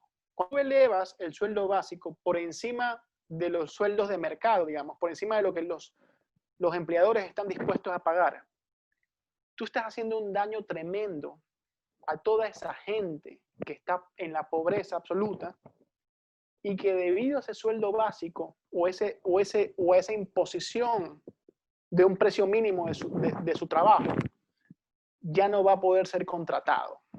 Y tienes que ver que en Ecuador tenemos un 70%, 7 de cada 10 personas que está en la informalidad, cuando no en el desempleo y en el subempleo. Y a esa gente, cuando tú le pones un sueldo mínimo muy alto, claro, el político que lo pone queda lindo con los trabajadores, él es el amigo de los trabajadores, él es todo, pero lo que está haciendo es que le está poniendo un freno a toda esa gente a quienes nadie está dispuesto a pagar $400. ¿Sí? Porque no tienen habilidades que justifiquen el hecho de que tú los contrates por $400. Simplemente decides meter tu dinero en otras cosas donde no tienes que contratar mucha gente porque te sale muy caro. Y de nuevo me voy al ejemplo a China, para que vean lo perverso que es esto. Ustedes imagínense que en el año 1978, cuando Deng Xiaoping abre China y se da cuenta que tiene a una población enorme muriéndose de hambre, que entre morirse de hambre y recibir un sueldo de una fábrica de ropa, por bajo que esto sea en relación a los sueldos que había en el primer mundo, prefiere ese sueldo, porque la otra opción es morirse de hambre. Y sí, es sueldo que para cualquiera de, digamos, de los pelucones gringos de California o de Nueva York o de clase media de España, es de miseria. Porque, digamos, acá todos lindos, nos vestimos bonitos y también muchos de los que estamos acá no estaríamos dispuestos a trabajar, yo qué sé, pues, por lo que le pagaban $100 mensuales. Pongamos algo. Pero para el chino, eso era la diferencia entre la vida y la muerte. E imaginemos que un bienaventurado de estos maravillosos y bienaventurados políticos occidentales hubiera dicho, ¿sabes qué? No. Vamos a poner una ley internacional donde prohibamos que las fábricas paguen menos de $400 a los chinitos, esos que se están muriendo de hambre. Y con todo así, una música de We Are the World, todo lindo, no, porque nosotros queremos a los chinos. Y porque para que no exploten a los chinos. ¿Qué habría pasado? ¿Qué habría pasado? Que las fábricas no habrían ido a producir a China. ¿Sí? Y esos chinos habrían seguido muriéndose de hambre. Ahora, tú le haces la misma pregunta al chino. ¿Tú qué prefieres? ¿El salario mínimo o recibir salarios bajos, pero que son mejores que morirte de hambre? El chino te hubiera dicho, ¿sabes qué, flaco? Anda a salvar el mundo por allá, pero aquí no me vengas a fregar. Déjame que me paguen lo que me tengan que pagar. Lo bueno, lo virtuoso, es que este proceso hace que la economía, ese chino, sí, ganaba $100 mensuales, yo qué sé, $90 mensuales. Eso le servía para comer, pero el hijo del chino ya estaba en una economía mucho más productiva. Y el hijo del chino probablemente fue a la universidad o al instituto tecnológico, o si no fue a uno de los dos, ya recibió un sueldo mucho mejor, porque China era otra. Y el nieto de ese chino, que se sacaba la madre en el 78 por $100, hoy tú le ofreces $100 y te escupe, porque ya es un chino que fue a la universidad, que tiene una profesión, que probablemente sea hipster y le gusta estar metido en Instagram y con $100 salga a cenar, porque evolucionó. Quizás ese chino lo convenzan de que había que poner salario mínimo porque ya es casi occidental y ve cosas occidentales. Pero ese es ese proceso virtuoso que crea el hecho de liberalizar el mercado. Anda, dile a toda esa gente que está ahorita en la entrada de la 8 para adentro, a ver si no quisiera camillar. Está desempleado, no tiene un centavo, la pandemia lo fregó. Anda, dile pues si no quisiera camillar, porque yo qué sé, $250 un part-time o digamos, o por horas, o ganarse unos cachuelos, te diría sí, encantado, pero la ley se lo prohíbe precisamente en nombre de ellos, en su nombre. Se toma su nombre para no permitirles trabajar. Eso es una estupidez, pues. Y precisamente por eso creo que el salario mínimo, cuando se eleva demasiado, es maligno, es satánico con la gente más pobre. Aparicio, la siguiente intervención la va a realizar Carlos Osvaldo Andrade. Hola, Carlos Osvaldo. Carlos, estás habilitado ya. Alvarado, ¿no? Gracias, Aparicio. Un gusto, una excelente presentación. Aparicio, mi pregunta va en función de esto. Estamos hablando del libre mercado. Sin embargo, me gustaría generar un pequeño preámbulo. En este momento estamos hablando del libre mercado, en igualdad de condiciones. Sin embargo, nos encontramos en la actualidad con Estados Unidos, que le pone restricciones a los productos chinos, porque las condiciones de producción no son las mismas.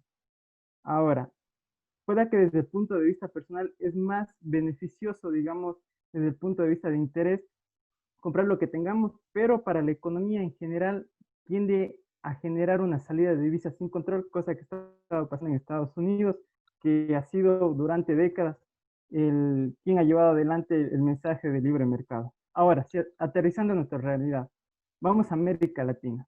No tenemos mano de obra barata, lo que son productos basados en lo que es talento humano, patentes, productos farmacéuticos, no existen como tal. Tan solo nos quedamos en los que las materias primas que todo el tiempo están bordeando, suben y bajan. Ahora, si aterrizamos todavía más aún a Ecuador, en donde nuestro talento humano brilla por ausencia y sin ofender en el sentido de que no tenemos industria de alto valor agregado, esto nos llevaría, abrirnos al mercado nos llevaría a una salida continua de divisas, que con el tiempo prácticamente nos llegaría a generar una recesión. Mi pregunta viene en este momento.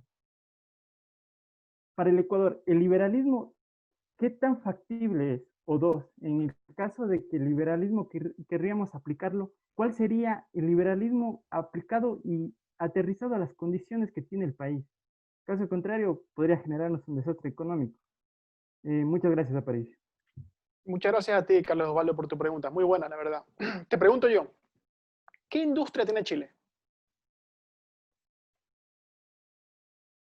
De cosas elaboradas. ¿Qué industria tiene? O sea, cosas que no sean materias primas. ¿Produce carros, produce lavadoras, produce algo Chile?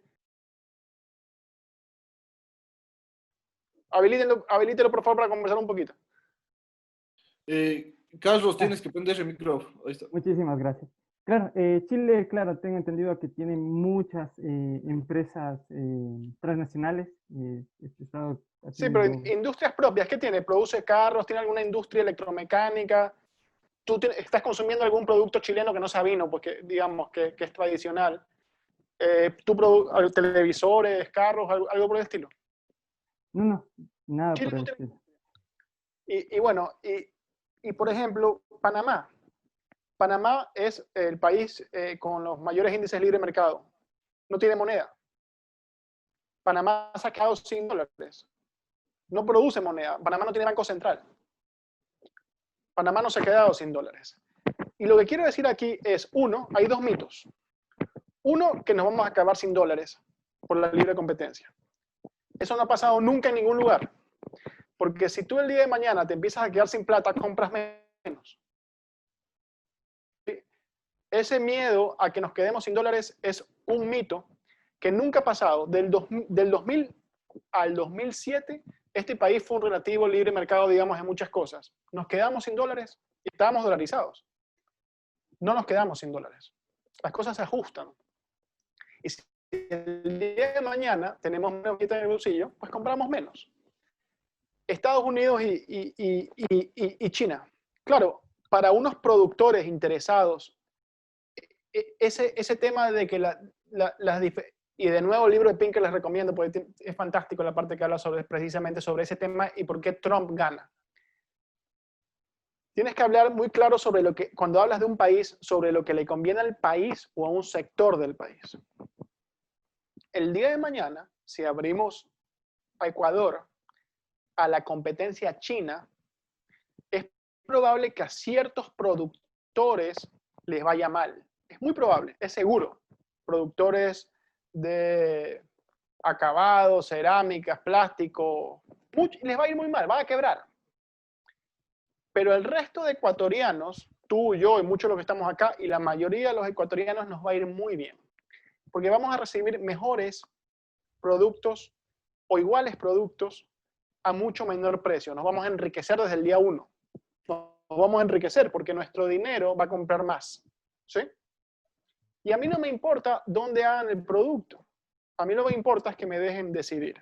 Te pongo 2 ejemplos. Panamá tampoco tiene industria y tiene de los mejores niveles de vida de su población de toda Latinoamérica.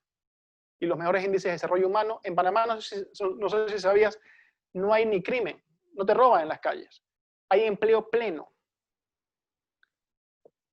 Es parecido a lo que pasa en Chile. Y Chile, digamos, como dijimos antes, la gente está reclamando, pero Chile no tiene industria, no produce casi nada, solo vino. Y vino produce, digamos, todo el mundo por ahí. Y vino produce en todas partes.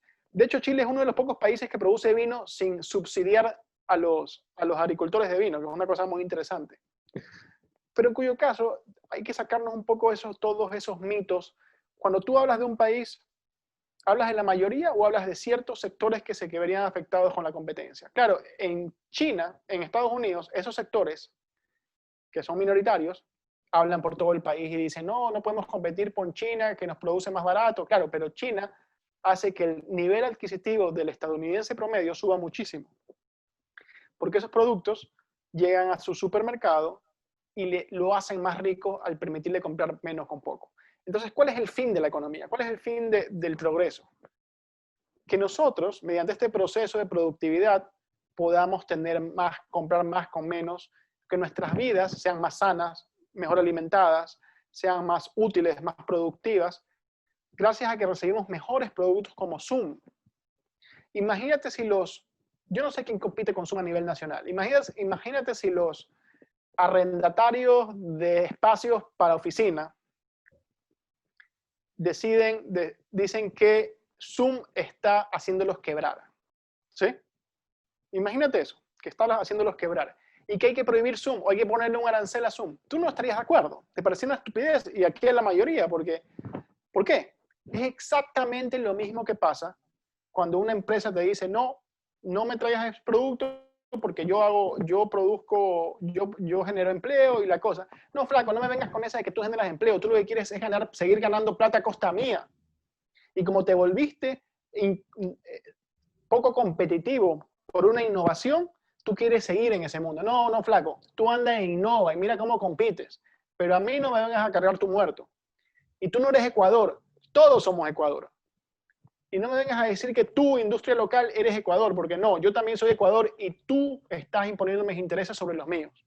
Y creo que ahí hay que generar un debate así en el que no caer en un poquito esos mitos que favorecen el proteccionismo y favorecen el atraso sobre todo.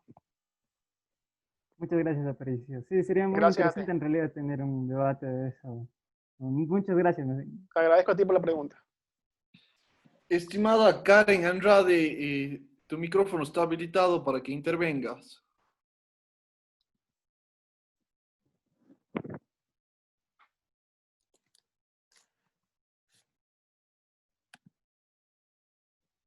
Karen. Sí, muchas gracias. Muy amable. Bueno, buenas noches con todos. Mi nombre es Antonella Andrade. No sin antes agradecer al doctor Caicedo por su sincera disposición a resolver las preguntas del público. Gracias. Me permito felicitar también la pregunta de Pablo Guevara, pues marca la pauta para profundizar la mía.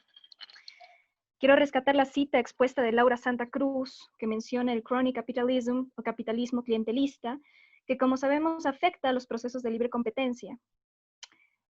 bajo ese contexto, y también para agregar, llamemos el contexto cuencano, el contexto ecuatoriano, el regional, que es producto de un proceso de colonización, ¿no?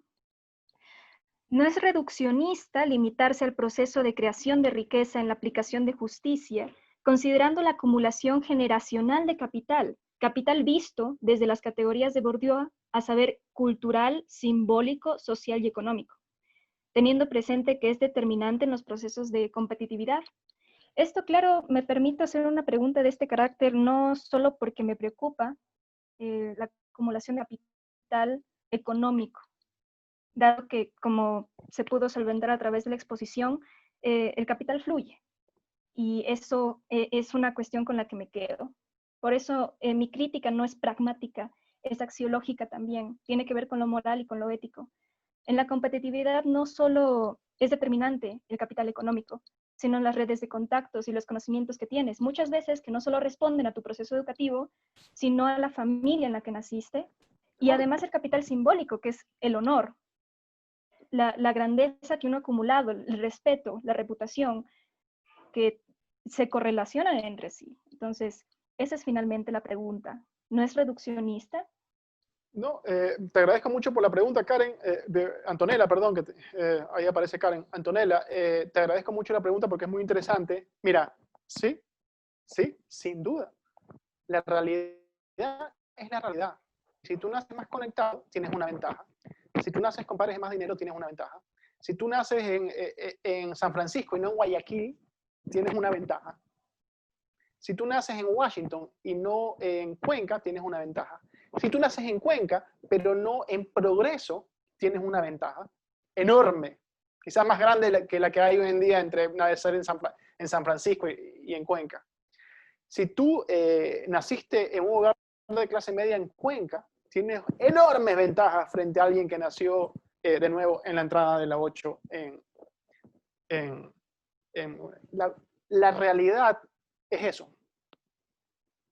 Ahora, tienes que preguntarte qué sistemas generan más posibilidades de que tú mejores tu realidad. Lo que tú has dicho es claro. Yo siempre digo, yo lo único que les quiero enseñar a mis hijos es que la realidad es la realidad. Y que los medios son escasos y que los fines infinitos. Y que unos nacemos con medios más escasos que otros. Eso es todo lo que tienes que aprender en la vida. Los medios son escasos y los fines infinitos. Y uno siempre nace con medios más escasos que otros. Y lo que tú has dicho es la verdad. Hasta el capital humano que has mencionado.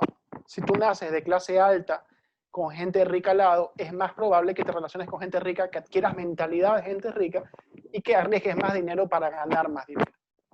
Es así. Ahora, ¿qué sistema genera más capacidad de movilidad social? A los que nacieron, digamos, en los escalones más bajos de la pobreza. Y está claro. Y es el sistema capitalista de libre mercado.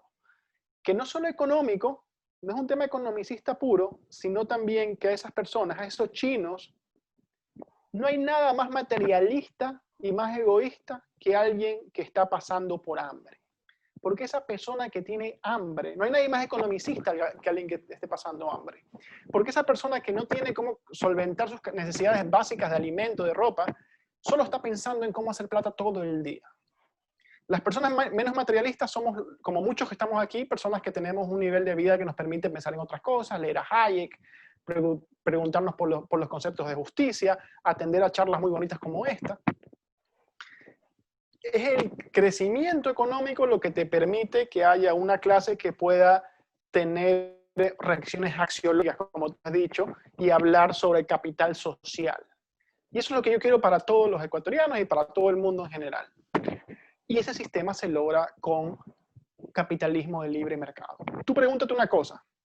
En la lista de los 100 empresas más ricas, más prósperas de Estados Unidos, el 500, el Fortune 500, no sé cómo se llaman, hay otra de Bloomberg, compara quién estaba entre el top 10 en 1990 y quién estaba en el 2000.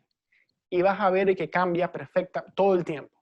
Los que estaban en el top 10 caen, algunos quiebran, otros vuelven a estar. Pregúntate quién estaba en el y en el 2010. Y vas a ver que son otros distintos. Que muchos de los que estaban antes quebraron, no son nadie, están en el top 20.000. Y una pregunta del 2010 hasta el 2020. Y vas a ver que pasa lo mismo. ¿Por qué? Porque en el capitalismo del libre mercado, la única manera de hacer dinero y mantener tu dinero es generar valor y seguir generándolo. Si yo soy exitoso y tengo una fábrica de zapatos y me va muy bien en la vida y soy como el famoso Novoa Naranjo, que fue un hombre que hizo mucha fortuna aquí, me va a ir muy bien y voy a ser de los hombres más ricos y mis hijos van a hacer un network increíble de riqueza. Van a estudiar en Suiza. Pero si ellos no son capaces de mantener esa creación de valor, de mantener los cimientos que hacen que esa máquina de creación de dinero funcione, pues se van a ir abajo. Te pongo un ejemplo, Nokia. ¿Quién usa? Bueno, ustedes están muy pelados, ¿no? Pero en los 90 todo el mundo utilizaba Nokia, el teléfono Nokia, que tenía la culebrita esa que era el jueguito más bacán que tenía el teléfono Nokia. ¿Quién usa Nokia ahora? ¿Quién de ustedes usa un Nokia ahora? Nokia, la empresa, la mayor monopolista que le decían en ese tiempo de teléfonos, no pudo mantener su monopolio porque hubo gente como Apple, Samsung y otras cosas que generaron más valor y mejor valor que ellos. Ni siquiera más barato, mejor valor que la gente estuvo dispuesta a pagar. Y se fueron al diablo.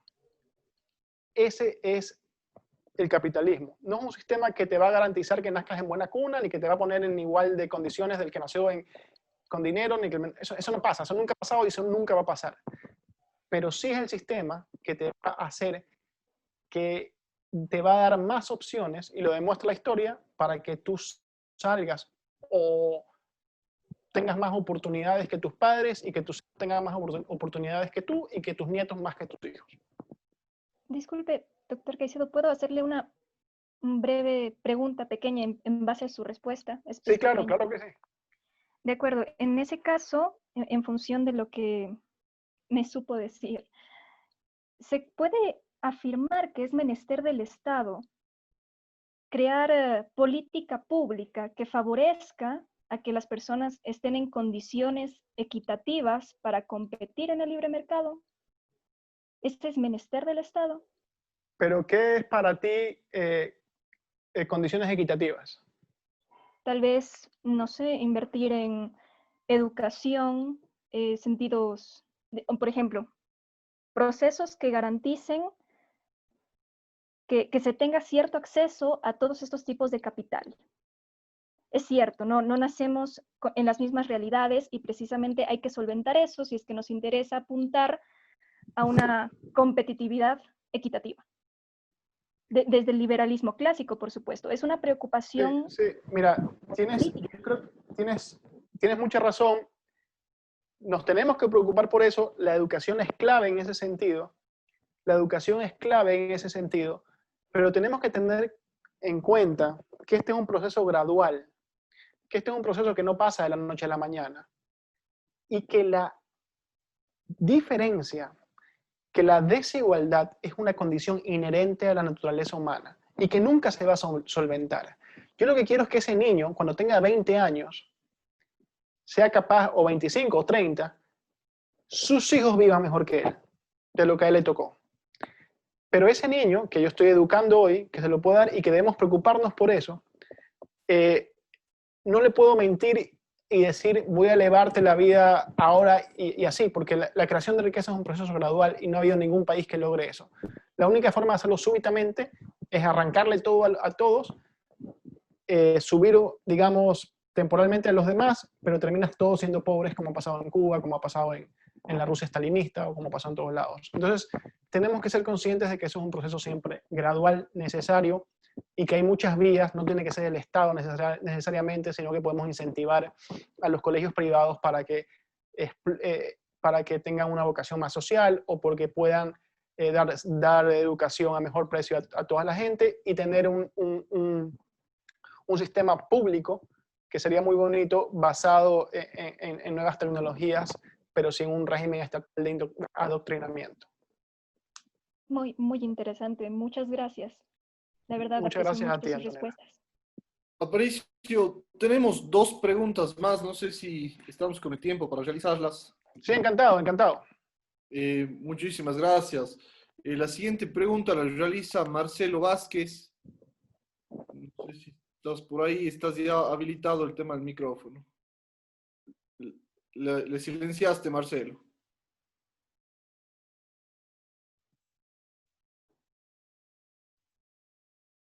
Marcelo. Está silenciado, Marcelo. Te censuraron, Marcelo. Marcelo, tienes que prender tú, no sé si... Ahí está. Ahí está. Parece la cena ahí en esto. Bueno, muchas gracias, Aparicio, por tu tiempo, como siempre, espectacular. Tu conferencia, el tema de respuestas también. Gracias a Mi ti. pregunta va relacionado con la respuesta que se dio a Antonella y también a Pablo y un poco de cosas. Para mí el mito de la desigualdad va muy de la mano con la educación financiera. Por ejemplo, nosotros no vemos un estallido social, digamos, en los países nórdicos, porque no recuerdo el nombre del artículo, pero decía que allá cerca del 80% de la población tiene educación financiera y seguía en incremento. En cambio, acá en Latinoamérica, si llegábamos a un 20%, era un logro. Entonces, va más o menos por ahí el hecho, por ejemplo, yo soy uno de los que piensa que el Estado no tiene que dar educación. O sea, los únicos que estamos obligados en el siglo XXI a educarnos somos nosotros mismos, porque si esperamos que el gobierno nos eduque, nos va a educar a lo que ellos quieran, obviamente, y con el hecho de podernos educar por nuestra cuenta en la actualidad es mucho más sencillo. Entonces, llamémosle la manera de erradicar la desigualdad sería con educación financiera. No sé si me hago entender. Sí, a ver, eso sería muy importante. De nuevo cito a Pinker, ya parezco pinkeriano.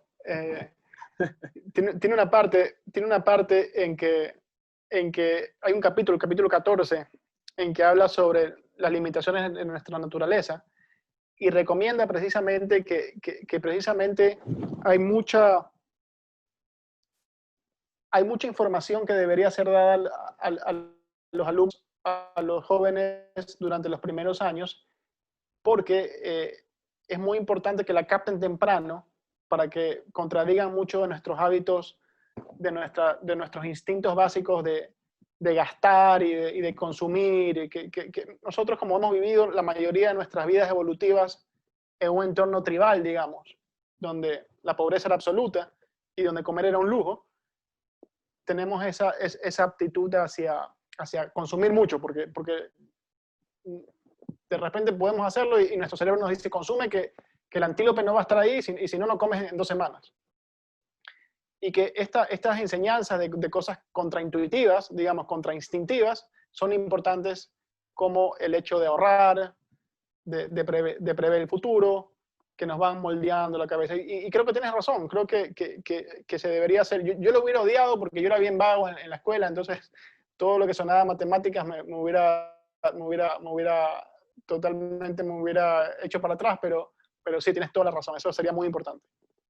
Sí, o sea, bueno, no sé si agregándole, pero por ejemplo, lo que me ha pasado a mí en lo personal, yo he conversado con mucha gente, o sea, emprendedores y este tipo de cosas, y he tenido el lujo de contactarme con gente de Colombia, de España, incluso de Estados Unidos mismo, y no les interesa la política o la ideología o este tipo de cosas, porque yo quise conversar con uno de ellos para que me ayude en este tema mismo, o sea, si uno quiere ser exitoso, llamémosle, o ser rico, o alcanzar la libertad financiera, sí tengo que llevar de la mano, independientemente de lo que haga el gobierno. Porque, o sea, muchos de ellos dicen, no importa lo que haga el gobierno, sino importa lo que tú hagas acá. O sea, si tú tienes éxito personal, ¿qué te interesa a vos lo que está haciendo el gobierno? Entonces, está muy alejado la ideología y la política del ser millonario, llamemos. Últimamente se ha puesto muy de moda esto de las redes multinivel, no sé qué, del Live Markets Live, me parece que se llama.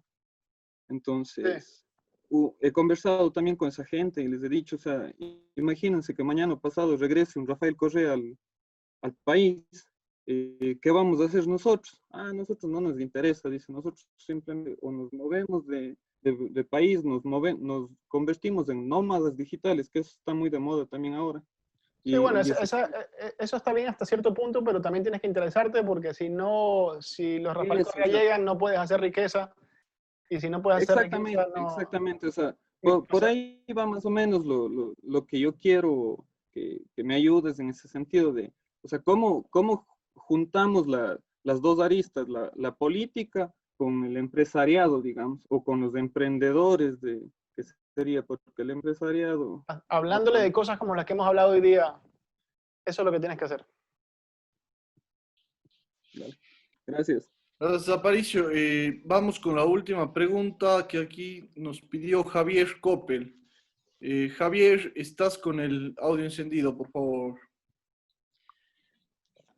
Hablando del tema del libre mercado, quisiera saber su opinión, Aparicio, sobre la cuestión de los sobreprecios, y no me refiero a los sobreprecios en el que estaban envueltos los Bucaram, sino en cuestión de grandes marcas. Por ejemplo, si vamos a comprar ropa deportiva que tiene el Swish de Nike, cuesta el pedazo de tela $80, y si encontramos el mismo pedazo de tela del mismo color sin el logo, lo encontramos en $15. Quisiera saber su opinión, más o menos. Mira, ahí tengo, sí, una opinión que es muy simple, ¿no? ¿Por qué no vas y compras el pedazo de tela de otra marca más barato? ¿Por qué? Porque esa marca tiene atrás de sí una imagen, un prestigio, una regularidad, qué sé yo, que hace que esa imagen le genere valor a quien la compra. A mí me gusta a mí me gusta una ropa de deporte que se llama Hurling, porque me gusta, se ve bien, me queda bien, me gusta. Y quizás Hurling me salga más cara de comprar yo, porque sé, ropa patito. Pero Hurling me da la regularidad de que si yo sé que voy a comprar una camiseta large y un pantalón medium y todo, simplemente me ahorro el costo de transacción de saber que es una buena calidad o una determinada calidad. Otras personas irán porque les gusta poner el Nike y se ve bien. Ellos piensan que es estética, y también nuestra mentalidad de manada y de hacer esto, que es normal.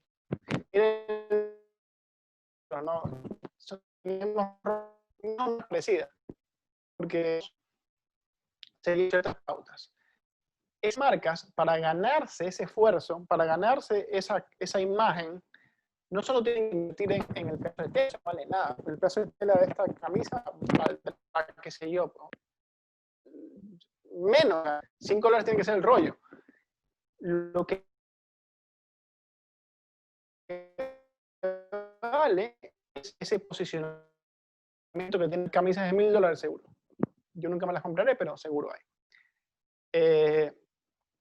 Ellos invierten una cantidad de plata tremenda precisamente en la promoción, en hacer que esa camisa esté puesta para ti en la temporada correcta, en el molde de la esquina de tu casa, en hacer que esa ropa tenga las propiedades y atributos que la marca se compromete a tener, y que tú tengas una regularidad, digamos, por la cual sepas que tienes esto y esto. Claro, siempre queda la opción de que tú puedas pagar marca patito al lado. Pero los precios siempre obedecen a una valoración subjetiva. Y eso siempre tengámoslo claro. El precio al final del día no lo pone la marca. No lo ponen los dueños de la marca, sino el consumidor. Y todo ser humano, así te vende un tigrillo, un vaso de leche, un whisky, va a tender, por tendencia general, a cobrarte lo máximo que tú estés dispuesto a pagar. ¿Verdad? Porque si no haces eso, eres un mal empresario, déjame decirte. Porque tienes que... Y el mercado va a decir hasta dónde estás tú dispuesto a pagar. No existe precio justo, no existe.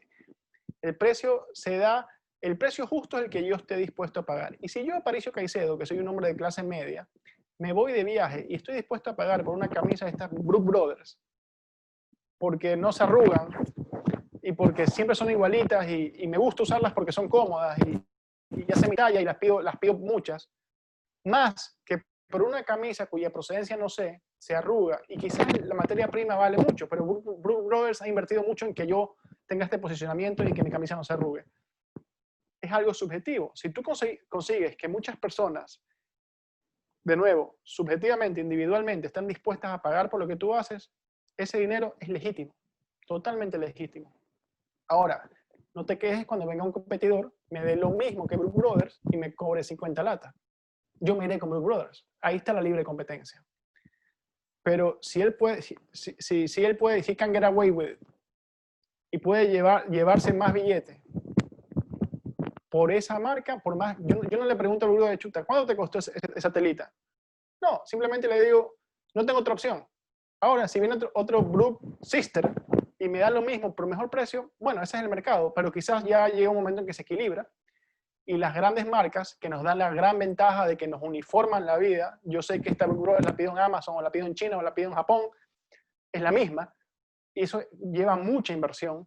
McDonald's, yo voy en África, Urdesa, Quito, Cuenca, y es la misma.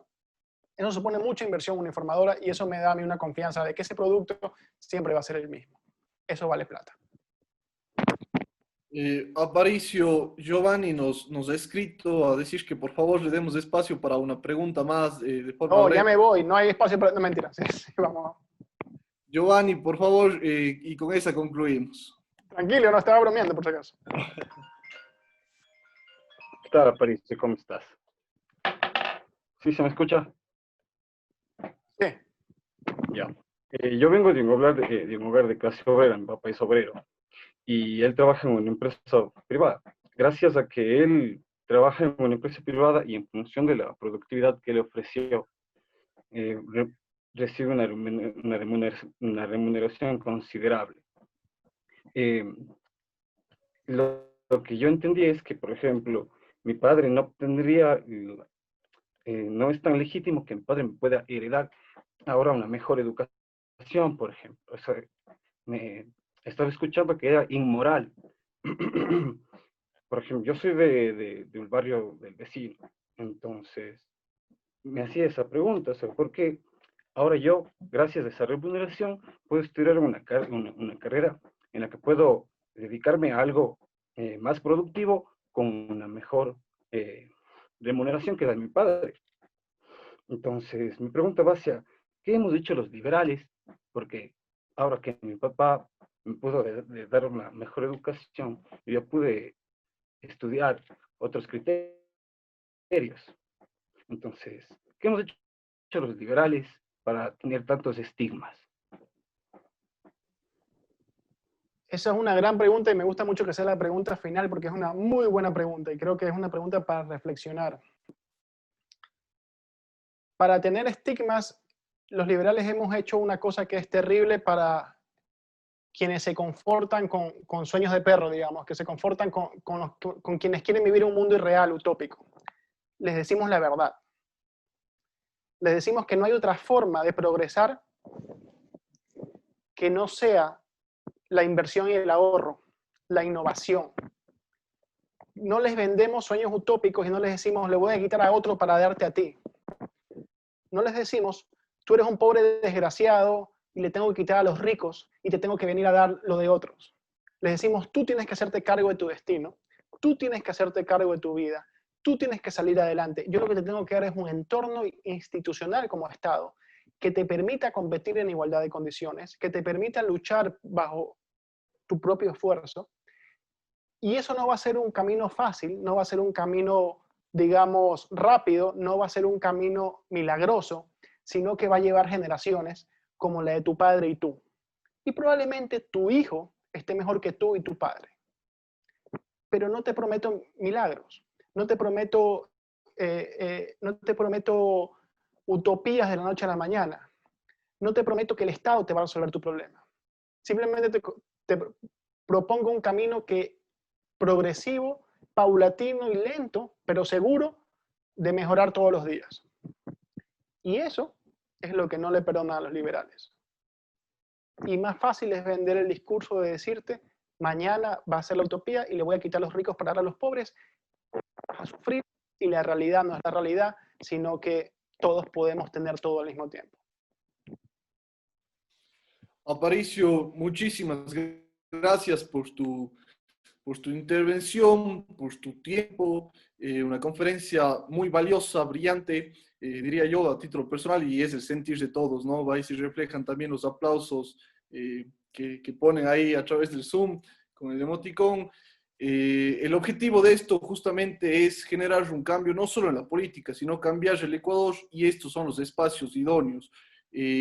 Más bien quisiera invitarte, ojalá pronto pase todo esto para poder seguir realizando este tipo de eventos en el que podamos hacer intercambio de ideas y seguir dialogando, un tema que se presta para esto. Y gracias por tu tiempo. Quisiera, no sé si pedirte que si puedes hacer una invitación. Ecuador Libre mañana está lanzando un webinar de lujo que me gustaría también invitarles a todos los participantes que están aquí a que el día de mañana se unan.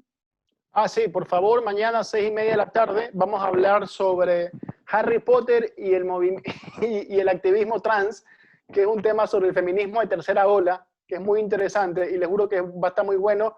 Profesora chilena de filosofía, Gabriela Caviedes, es un tema bien interesante que está ahora, y es otro desafío del liberalismo, cómo enfrentar o cómo entender las nuevas olas, digamos, del feminismo postliberal, que son de orientación marxista, posmoderna, y vayan porque va a estar bien interesante, y les ruego que vayan. Mil gracias a todos, mil gracias Matías, mil gracias José Antonio, mil gracias a todos los asistentes, me ha encantado conversar con ustedes, las preguntas muy buenas,